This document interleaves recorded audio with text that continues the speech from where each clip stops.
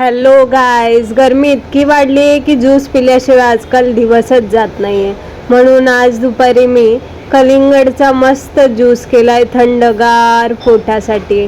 पोटात हा थंडगार ज्यूस गेल्यावर खूप भारी वाटलं आणि हा ज्यूस दिसायलाच नाही तर टेस्टलाही खूप भारी झाला होता. तर चला बघूया पटकन कसा बनवलेला मी हा ज्यूस.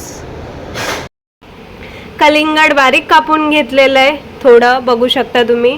आणि इथे घेतलेलं आहे चिल्ड म्हणजे थंड दूध, थोडंसं थंड पाणी आणि 2 वाट्या साखर आणि चवीनुसार मीठ. आता मिक्सरमध्ये आपण कलिंगडाचे काप टाकणार आहोत. कलिंगडाचे काप जेवढा थोडा थोडा बनवायचा आहे तसं टाकायचं. कलिंगडाचे काप टाकलेले आहेत. आता त्यामध्ये आपण थोडी साखर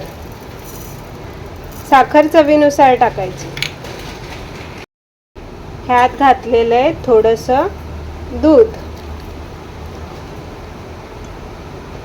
चवीनुसार मीठ. आता आपलं सगळं रेडी झालेलं आहे. आता ह्यामध्ये काय काय टाकायचे ते रेडी झाले. कलिंगडाचे काप टाकलेले आहेत, दूध टाकलेलं आहे थोडं, चवीनुसार मीठ आणि साखर.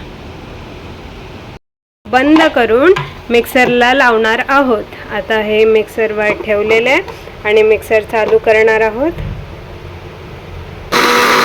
आता हा ज्यूस प्रॉपर मिक्सरमध्ये रेडी झालेला आहे. आता ह्याला गाळून घ्यायचा. तर हा मिक्सरमध्ये बारीक करून झालेला आहे कलिंगडचा ज्यूस. आता आपण त्याला ह्या ग्लासमध्ये गाळून घेणार आहोत.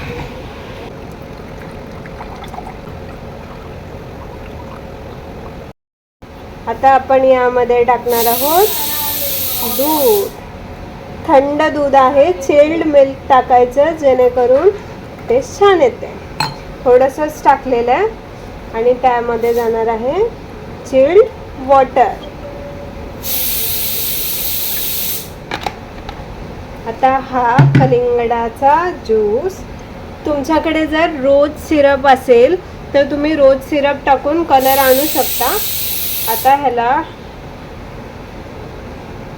कलिंगडाचा ज्यूस कलिंगडाच्या कापाशिवाय अधुरा असतो, म्हणून आता मी हे कलिंगडाचे बारीक काप त्यामध्ये वरतून टाकणार आहे. बघू शकता तुम्ही. आता कलिंगडाचे काप टाकलेले आहेत. आता हा थंडगार कलिंगडाचा ज्यूस रेडी आहे. बघू शकता तुम्ही किती छान झालेला आहे. मला बर्फ आवडत नाही कारण सर्दी लगेच होते, म्हणून मी बर्फ टाकलेला नाही आहे. चिल्ड वॉटरचा यूज केलेला आहे. थंड थंड तुम्हाला दिसू शकतं. छान रेडी झालेला आहे हा कलिंगडाचा ज्यूस. तुम्हाला जर ही रेसिपी ज्यूसची आवडली असेल तर व्हिडिओला लाईक, शेअर आणि सबस्क्राईब करायला विसरू नका.